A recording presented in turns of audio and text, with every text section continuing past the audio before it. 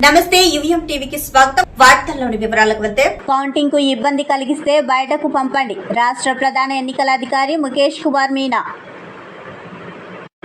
ఏపీలో నేడు ఓట్ల లెక్కింపు సందర్భంగా ఎలాంటి ఉద్రిక్తతలు తలెత్తకుండా చర్యలు తీసుకోవాలని రాష్ట్ర ప్రధాన ఎన్నికల అధికారి ముఖేష్ కుమార్ మీనా కలెక్టర్లను ఆదేశించారు. నేడు కౌంటింగ్ కేంద్రాల వద్ద అవాంతరాలు కలిగించేందుకు ప్రయత్నించే వారిని వెంటనే బయటకు పంపించాలని స్పష్టం చేశారు. శాంతి భద్రతల పరిరక్షణ విషయంలో కఠినంగా ఉండాలని సూచించారు. కౌంటింగ్ పూర్తయిన వెంటనే ప్రతి ఈవీఎంకు సీల్ వేసి భద్రపరచాలని వివరించారు. ఎమ్మెల్సీ కవితకు మళ్లీ నెల రోజుల judicial custody. Delhi liquor scam కేసులో అరెస్ట్ అయిన తిహార్ జైల్లో ఉన్న బీఆర్ఎస్ ఎమ్మెల్సీ కవితకు మళ్లీ బిగ్ షాక్ తగిలింది. ఈడీ, సిబిఐ కేసుల్లో ఆమెకు జూలై 3 వరకు జ్యుడిషియల్ కస్టడీని పొడిగిస్తూ రౌస్ అవెన్యూ కోర్టు ఆదేశాలిచ్చింది. 3/6/2024తో ఆమె కస్టడీ ముగియడంతో అధికారులు కోర్టులో ప్రవేశపెట్టారు. కోర్టు తాజాగా నెల రోజులు కస్టడీ విధించింది. రాష్ట్ర అవతరణ దశాబ్ది ఉత్సవాల ముగింపు వేడుకల్లో సిద్దిపేట జిల్లా బీఆర్ఎస్ పార్టీ కార్యాలయంలో పాల్గొన్న మాజీ మంత్రి ఎమ్మెల్యే హరీష్ రావు, పెద్దలు, ఉద్యమకారులందరూ శిరస్సు వంచి నమస్కరిస్తున్నారు. సిద్దిపేట జిల్లా వాసుల తరపున హృదయపూర్వక ధన్యవాదాలని అన్నారు. గూడవెల్లి, హల్దీల్లో పంటలు ఎండిపోయినా కేసీఆర్ బస్సు యాత్ర చేయగానే నీళ్లు వచ్చాయని, హైదరాబాద్ను ఉమ్మడి రాజధాని చేయాలని ఆంధ్ర నాయకులు అంటున్నారు. కేసీఆర్ తెలంగాణకు శ్రీరామ రక్ష.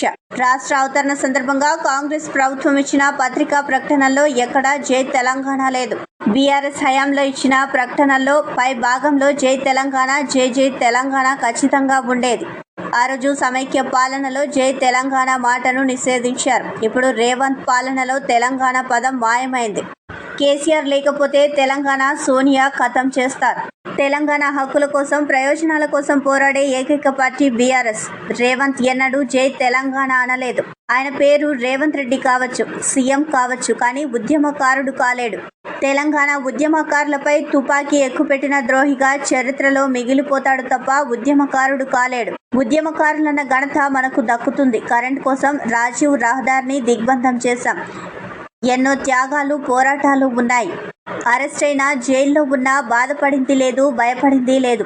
ఈ పోరాటంలో పాల్గొన్నందరికీ పేరు పేరున నా కృతజ్ఞతలు అని అన్నారు. డోన్ అసెంబ్లీ నియోజకవర్గం ఎవరికి అడ్డా అనేది జూన్ 4వ తేదీ వరకు ఆగాల్సి ఉంది. డోన్ అసెంబ్లీ నియోజకవర్గం అభ్యర్థుల కూటమి టీడీపీ అభ్యర్థి కోట్ల సూర్యప్రకాష్ రెడ్డి, వైఎస్ఆర్సీపీ అభ్యర్థి బుగ్గన రాజేంద్రనాథ్ రెడ్డి, కాంగ్రెస్ అభ్యర్థి డాక్టర్ మద్దిలేటి స్వామితో పాటు వివిధ పార్టీ అభ్యర్థులు, ఇండిపెండెంట్ అభ్యర్థులు మొత్తం 16 మంది కాగా ప్రధాన పోటీ మాత్రం టీడీపీ, వైఎస్ఆర్సీపీ మధ్య ఉంది. డోన్ అడ్డా ఎవరిది అనేది తెలియాలి అంటే ఇంకా 2 రోజులు ఆగాల్సిందే. డోన్ నియోజకవర్గంలో డోన్, బేతంచెర్ల, ప్యాపిలి మండలాలలో మొత్తం 2,27,351 ఓటర్లు ఉన్నారు. 291 పోలింగ్ కేంద్రాలు ఉన్నాయి. అందులో పురుషులు 1,11,883 ఉండగా మహిళలు 1,15,398, ఇతరులు 70 మంది ఓటర్లు ఉన్నారు. అయితే అసెంబ్లీ నియోజకవర్గం మొత్తానికి 1,88,187 మంది ఓటు హక్కు వినియోగించుకున్నారు. అందులో పురుషులు 93,766, మహిళలు 94,387, ఇతరులు 37 మంది ఓటు హక్కును వినియోగించుకున్నారు. మహిళల ఓట్లు నియోజకవర్గం మొత్తం ఏ పార్టీకి ఓటు వేశారనేది జూన్ 4వ తేదీన తెలుస్తుంది. అంతవరకు డోన్ అడ్డా జెండా ఎవరితో చెప్పడం కష్టం. మహిళలు ఓటు ఎవరికి వేశారన్న అంశం ముఖ్యం. వారు ఎవరికి ఎక్కువ మంది ఓటు వేశారంటే వారిదే విజయం. మరి డోన్ అడ్డా కోట్ల వారిదా, బుగ్గన వారిదా అడ్డా తెలియాలి అంటే జూన్ 4వ తేదీ వరకు వేచి చూడాల్సిందే. మరి విజయం మనదే. వారం రోజుల్లో నారా చంద్రబాబు నాయుడు ముఖ్యమంత్రిగా బాధ్యతలు. రాష్ట్రంలో కూటమి అధిక స్థానాలు గెలవబోతోంది. ఈ విషయంలో ఏమాత్రం తిరుగులేదు.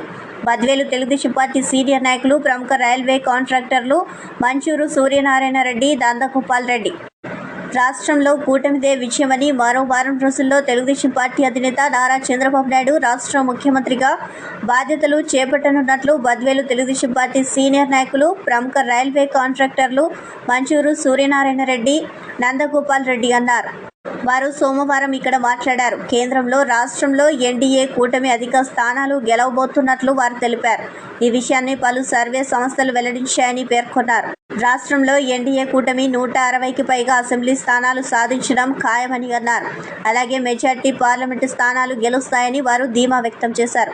తెలుగుదేశం, జనసేన, బీజేపీ కలయిక చరిత్రాత్మకం. ఈ 3 పార్టీలపై రాష్ట్ర ప్రజలు ఎంతో నమ్మకం పెట్టి పోలింగ్ రోజున భారీ స్థాయిలో ఓట్లు వేశారని వారు అన్నారు.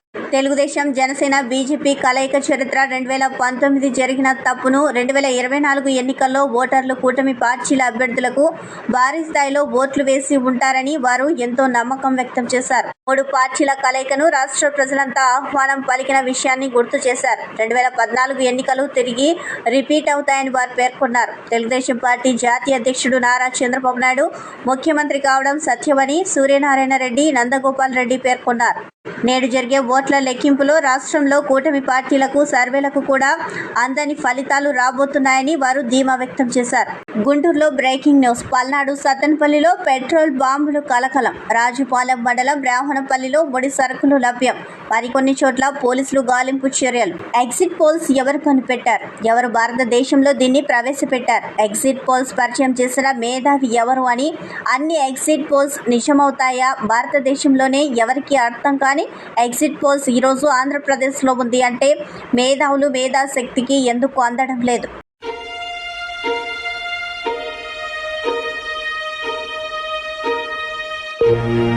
ఎగ్జిట్ పోల్స్, ఎగ్జాక్ట్ పోల్స్ ఎందుకు కావు? ఏపీ ఎగ్జిట్ పోల్స్ అన్ని పార్టీలకు బీపీ తెప్పిస్తున్నాయి. మేధావుల మేధస్సుకే ఏపీ ఓటర్ నాడి అందటం లేదు. అసలు ఈ ఎగ్జిట్ పోల్స్ ను ప్రారంభించింది ఎవరు? అతని పేరు ప్రణయ్ రాయ్. ప్రణయ్ రాయ్ ఒక economist, chartered accountant, psephologist, journalist. ఇతనే ఇండియాలో ఒపీనియన్ పోల్స్, ఎగ్జిట్ పోల్స్ ను ప్రారంభించారు. ఇప్పుడు ఇది మాకెందుకు అంటారా? ఈసారి ఏపీ ఎలక్షన్ గురించి ప్రణయ్ రాయ్ చెప్పిన మాట ఆంధ్ర ఓటర్ నాడి అందలేదు అని. Okay, finally, what are the forecasters saying about this elections? Perhaps one of the most uncertain and most difficult to predict elections of 2024, according to all the pollsters we met. అంటే అర్థం చేసుకోవాలి ఎంత tough fight అని.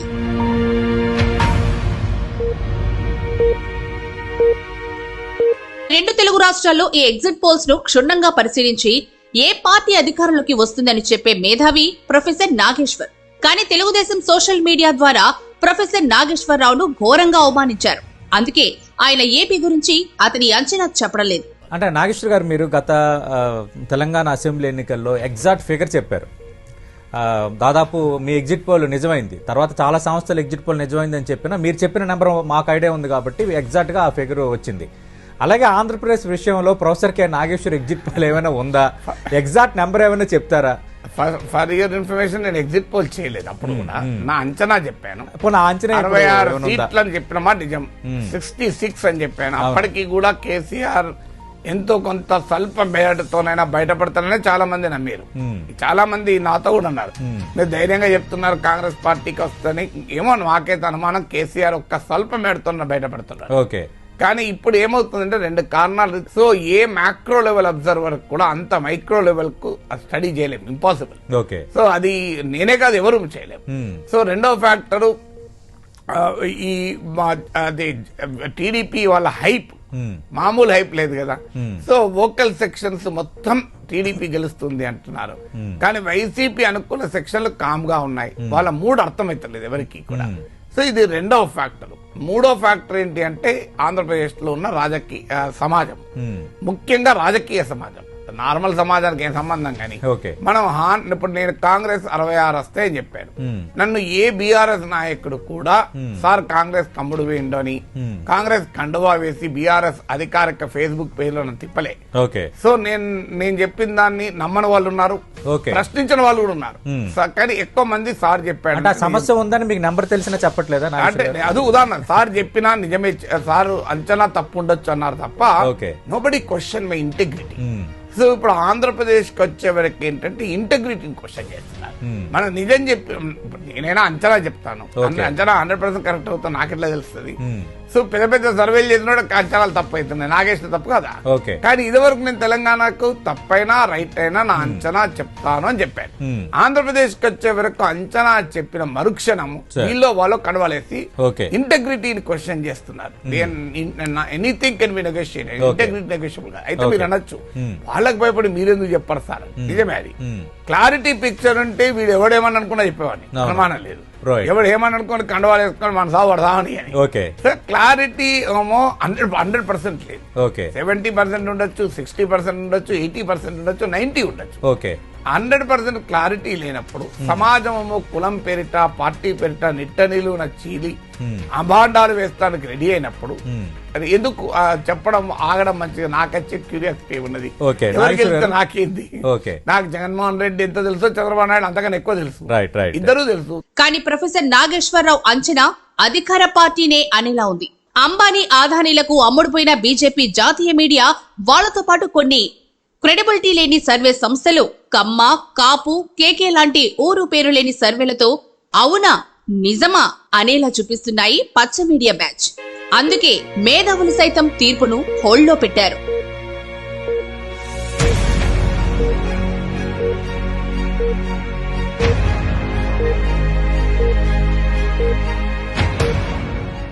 సమాజాన్ని జాగృతం చేయడంలో journalist RN కృషి మరవలేనిది. సంస్మరణ సభలో బీసీ సంక్షేమ సంఘం అధ్యక్షులు కేసన. ఒక జర్నలిస్టుగా సమాజంలోని బడుగు బలహీన వర్గాలకు ప్రభుత్వం ద్వారా వారి అభ్యున్నతి కోసం ప్రజా ప్రతినిధులకు అలాగే అధికారులకు పలు సూచనలు ఇచ్చి వారి అభివృద్ధికి కృషి చేసిన వ్యక్తి గోపాలకృష్ణ అని ఆంధ్రప్రదేశ్ బీసీ సంక్షేమ సంఘం అధ్యక్షులు కేసన శంకర్రావు అన్నారు. ఆదివారం కొత్తపేటలో ఎన్జీఓ హాల్లో దివంగత ఆర్ఎన్ గోపాలకృష్ణ సంతాప సభ నిర్వహించి నివాళులు అర్పించారు. ప్రముఖ సీనియర్ పాత్రికేయులు దివంగత ఆర్ఎన్ గోపాలకృష్ణ సంతాప సభ స్థానిక ఎన్జీఓ హోంలో జరిగింది. ఈ సభకు బీసీ సంక్షేమ సంఘం తెనాలి నియోజకవర్గం అధ్యక్షులు జొన్నాదుల వెంకటేశ్వరరావు అధ్యక్షత వహించారు. తొలుత జర్నలిస్ట్ ఆర్ఎన్ గోపాలకృష్ణ చిత్రపటానికి పూలమాలలు వేసి నివాళులు అర్పించారు.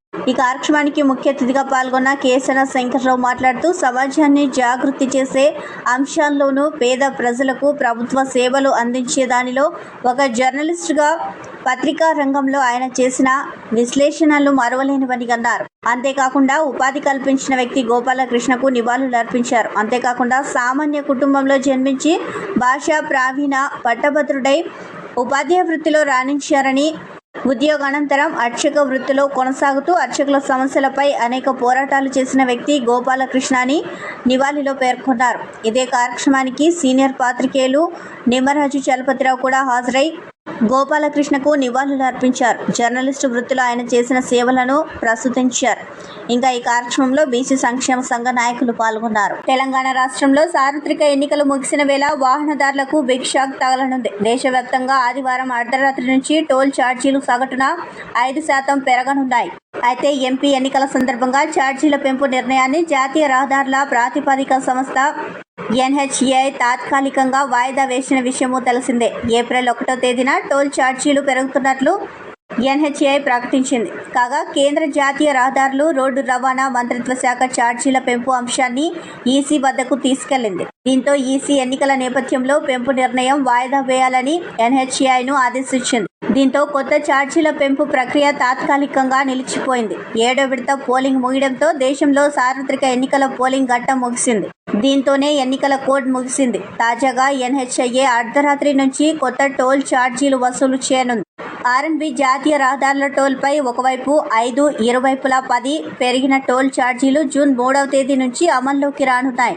పెంచిన ధరలు 2025 మార్చి 31వ తేదీ వరకు అమల్లో ఉంటాయని national highway authority of India వెల్లడించింది. నేషనల్ హైవేలపై కార్లు, జీపులు, వ్యాన్లకు ఒకవైపు ప్రయాణానికి నెలవారీ పాస్ 330 నుంచి 340కు పెరిగింది. నాటి గురువులతో పూర్వ విద్యార్థులు సిల్వర్ జూబ్లీ సెలబ్రేషన్స్. ఘనంగా పూర్వ విద్యార్థుల ఆత్మీయ సమ్మేళనం. ప్రకాశం జిల్లా కురిచేడు పట్టణంలోని జిల్లా పరిషత్ హైస్కూల్లో 1998-99 సంవత్సరం 10వ తరగతి చదివిన విద్యార్థులు ఆత్మీయ సమ్మేళనం ఆదివారం ఘనంగా జరిగింది. పూర్వ విద్యార్థులు దాదాపు 20 సంవత్సరాల తర్వాత కలుసుకోవడంతో వారి ఆనందానికి అవధులు లేకుండా పోయాయి. నాడు పాఠశాలలో గడిపిన మధుర శృతులను, జ్ఞాపకాలను గుర్తుకు తెచ్చుకుని సంతోషంగా గడిపారు. ఇక్కడ చదివిన విద్యార్థులు ఉన్నత చదువులు అభ్యసించి దేశ విదేశాల్లో అత్యున్నత స్థానాల్లో స్థిరపడ్డారు. నాడు తమకు విద్యాబుద్ధులు నేర్పిన గురువులను సాదరంగా ఆహ్వానించారు. ఈ కార్యక్రమంలో పాల్గొన్న ముఖ్య అతిథులు సిహెచ్ హనుమాన్ ప్రసాద్, ఎస్వి సుబ్బారెడ్డి, రమణయ్య, చాంద్ బాషా, స్థానిక హైస్కూల్ తెలుగు మాస్టర్ కృష్ణమూర్తి సమక్షంలో ఈ కార్యక్రమం నిర్వహించారు. క్రమశిక్షణతో పేద విద్యార్థులకు విద్యా బోధన అందించడం తమ బాధ్యతగా భావించామని తెలిపారు. ఇదే విధంగా గత 30 సంవత్సరాలుగా చదువుకున్న విద్యార్థులందరికీ తమ వంతుగా గురువులను గౌరవించి కృతజ్ఞాభివందనములు తెలియజేసి బాధ్యత ఉందని అన్నారు. అనంతరం పూర్వ విద్యార్థులు Y Brahma Reddy, N Venkata Reddy, CH Ravindra, CH Pavan Kumar, Abbas, Anil Kumar తదితరులు గురువులను దుశ్శాల్వతో పూలమాలలతో ఘనంగా సన్మానించి మెమెంటోలను అందజేశారు. కార్యక్రమంలో అప్పటి విద్యా బుద్ధులు నేర్పిన గురువులతో 25 సంవత్సరాల సిల్వర్ జూబ్లీ సెలబ్రేషన్స్ నిర్వహించుకోవడం సంతోషంగా ఉందని ఆనందం వ్యక్తం చేశారు. జగ్గంపేట నియోజకవర్గం నుండి రాష్ట్రానికి ట్రైనింగ్. జగ్గంపేట నియోజకవర్గం నుండి ప్రతిపక్షంగా రాజకీయ పరిశోధనా కేంద్రం. ఎవరైనా ప్రతిపక్షం వద్దు అనే ధైర్యం చేయగలరా? ప్రతి పౌరుడు ప్రతిపక్షంగా ప్రశ్నించవచ్చు. జగ్గంపేట నియోజకవర్గం నుండి రాష్ట్ర ప్రజలకు ఇన్నోవేటివ్ పొలిటికల్ సిస్టమ్ను ఇస్తున్నాం. రాజపుడి 7730066499. జగ్గంపేట నియోజకవర్గంలో ప్రతిపక్ష పాత్రలో రాజకీయ పరిశోధన కేంద్రం. ఎమ్మెల్యే గెలిచి ఏం చేస్తున్నాడు అనే విషయాన్ని ప్రతిపక్షం పట్టించుకోకపోతే ఎలాంటి పరిస్థితులు ఉంటాయి అనే విషయాన్ని మొత్తం రాష్ట్రం ప్రతిపక్షం ఎలా ఉండాలనే విషయాన్ని తెలుసుకునే విధంగా ప్రతిరోజు జగ్గంపేట నియోజకవర్గం నుంచి రాష్ట్రానికి ఒక డిఫరెంట్ ట్రైనింగ్ అనేది ఇవ్వడం జరుగుతుంది. ఒక ఎమ్మెల్యే ఏం చేస్తున్నాడు, ఏం చేయాలి, ప్రతిపక్ష నాయకుడు ఏం చేస్తున్నాడు, ఏం చేయాలి అనే విషయం మీద ప్రతిరోజు రాష్ట్రం గర్వించే విధంగా రాష్ట్ర రాజకీయ నాయకులకి ఒక డిఫరెంట్ ట్రైనింగ్ అనేది రాజకీయ పరిశోధనా కేంద్రం ఇవ్వబోతుంది. సమాజాన్ని గెలిపించడానికి ప్రతిపక్షం ఎలా ఉండాలి, పాలకపక్షం ఎలా ఉండాలి, అభివృద్ధి ఏం చేస్తే జరుగుద్ది అనే విషయం మీద జరిగే ఈ పరిశోధనని, ఈ రాజకీయ పరిశోధనని సమాజం గెలిపించుకోవాల్సిందిగా కోరుతున్నాం. మీ రాజపుడి రాజకీయ పరిశోధనా కేంద్రం. అందరికీ నమస్కారం. భారీ వర్షంతో పొంగి ప్రవహిస్తున్న వాగులు, బంకలు. బనగానపల్లె నంద్యాల మార్గంలో ప్రయాణించే వాహనాలకు అంతరాయం. నిలిచిపోయిన ఆర్టీసీ బస్సులు, ఇబ్బంది పడుతున్న ప్రయాణికులు. నైరుతి రుతుపవనాల ప్రభావంతో నంద్యాల జిల్లా బనగానపల్లె నియోజకవర్గ వ్యాప్తంగా గత అర్ధరాత్రి నుండి ఉదయం 6 గంటల వరకు ఎడతెరిపి లేకుండా ఉరుములు, మెరుపులతో కూడిన భారీ వర్షం కురిసింది. దీంతో పలు గ్రామాల్లో వాగులు, బంకలు వరద నీటితో ఉద్రిక్తంగా ప్రవహించాయి. బనగానపల్లె మండలంలోని తిమ్మాపురం సమీపంలో గల పచ్చర్లవాగు, కోవెలకుంట్ల మండలం వల్లంపాడు వద్ద ఉన్న నల్లవాగు భారీగా వరద నీటితో ప్రవహించాయి. భారీ వర్షం కురియడంతో నంద్యాల బనగానపల్లె మార్గంలో ప్రయాణించే వాహనాలకు తీవ్ర అంతరాయం ఏర్పడింది. పచ్చర్లవాగు ఉధృతంగా ప్రవహిస్తూ ఉండడంతో వాహనదారులు తమ వాహనాలను రోడ్డు మీదనే నిలిపివేశారు. ఆర్టీసీ బస్సులు డిపోలకు వెనుతిరిగి వెళ్లిపోయాయి. దీంతో ప్రయాణికులు తీవ్ర ఇబ్బందులు పడ్డారు. గత 3 నెలలుగా సుమారు 45 డిగ్రీలకు పైగా నమోదై ఉన్న ఎండ వేడిమిని, ఉక్కపోతతో తీవ్ర ఇబ్బందులు పడిన ప్రజలు భారీ వర్షం కురియడంతో ఉపశమనం లభించినట్లయింది. ఖరీఫ్ సీజన్ ఆరంభంలోనే నైరుతి రుతుపవనాలు వచ్చి వర్షాలు ప్రారంభం కావడంతో రైతుల్లో హర్షం వ్యక్తమవుతుంది.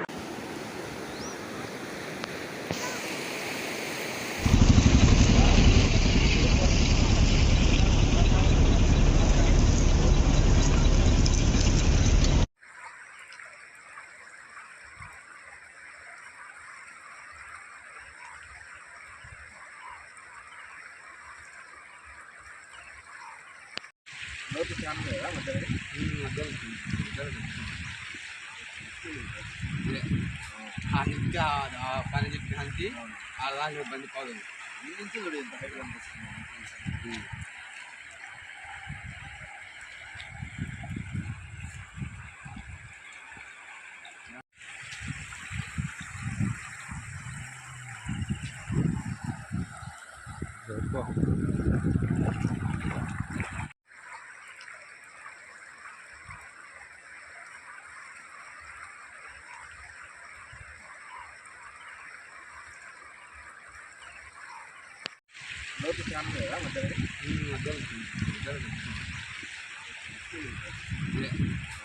ఇంకా పని చెప్పడానికి అలాంటి ఇబ్బంది పోతుంది.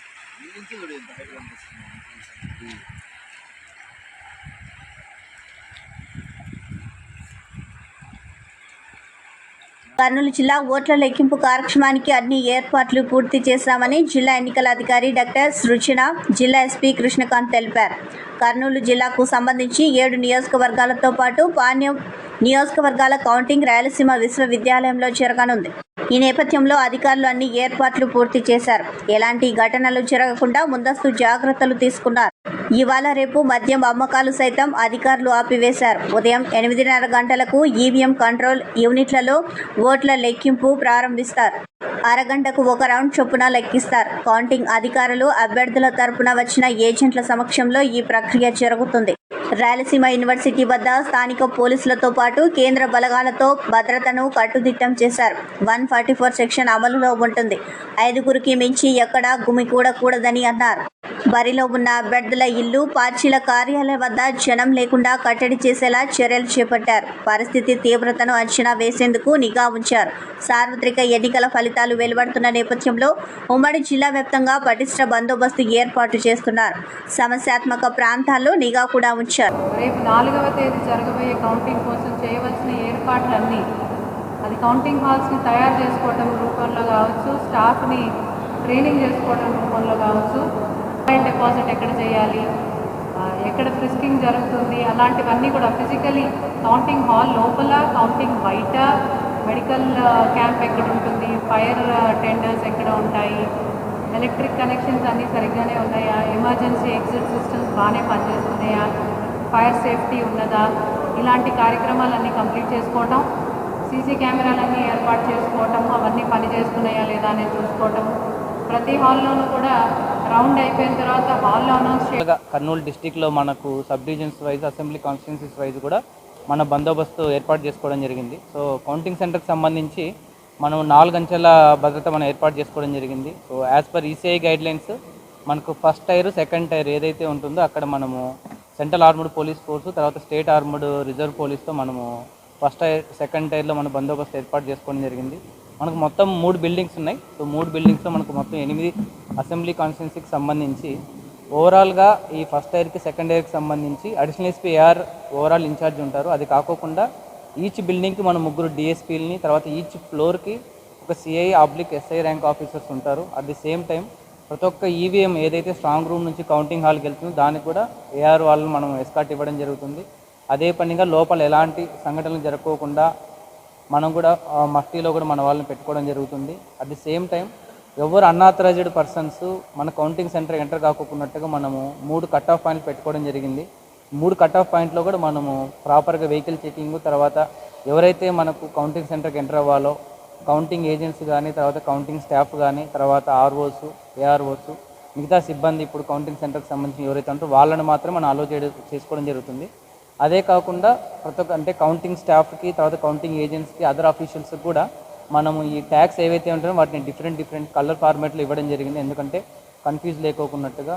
అదే పనిగా మళ్ళీ మనము ఏవైతే 3 బిల్డింగ్స్ సంబంధించి 100 మీటర్స్ దూరంలోనే మన వెహికల్స్ మొత్తం అన్ని పార్కింగ్ చేయించేసి అక్కడి నుంచి మనం 2 కౌంటర్లు, మొబైల్ కౌంటర్స్ మనం ఏర్పాటు చేసుకొని ఏజెంట్స్కి సపరేట్గా, తర్వాత కౌంటింగ్ స్టాఫ్కి సపరేట్గా మనం మొబైల్ కౌంటర్స్ కూడా డిపాజిట్ చేయడానికి మనం ఏర్పాటు చేసుకోవడం జరిగింది. సో ప్రతి ఒక్కరూ అక్కడ వాళ్ళ మొబైల్ని డిపాజిట్ చేసుకున్న తర్వాత మన ఏఆర్ వాళ్ళు మనకు ఈ బీడీ టీం వాళ్ళు చెక్ చేసి ప్రాపర్గా కౌంటింగ్ సెంటర్కి వెళ్ళడానికి మనము ప్లాన్ చేసుకోవడం జరిగింది. ఎవరు అన్ఆథరైజ్డ్ పర్సన్స్ ఎవ్వరు ఎంట్రీ అవ్వరు. అలాగే మీ అందరికీ తెలుసు, గత కొన్ని రోజులుగా మనము మీడియాలో కూడా మనము పబ్లిసిటీ ఇస్తున్నాము. ఈ 144 సెక్షన్ సిఆర్పిసి మనకు అమల్లో ఉంటుంది. తర్వాత section 30 act of police act కూడా మనకు అమల్లో ఉంటుంది. తర్వాత ఇంపార్టెంట్ జంక్షన్స్లో కూడా మనం అనౌన్స్మెంట్ చేయిస్తున్నాము. ఓన్లీ కర్నూలు సిటీలోనే కాదు, మనం మిగతా విలేజెస్లో కూడా ఆటోల్లో మనము ఈ మైక్ అనౌన్స్మెంట్ కూడా చేయించడం జరుగుతుంది. ముఖ్యంగా ఈ పోలింగ్ డే ఎలా అయితే మనము క్విక్ రెస్పాన్స్ టీమ్స్, సిఐ కానీ, ఎస్ఐ కానీ. ఇంతటితో సమాప్తం. నమస్కారం.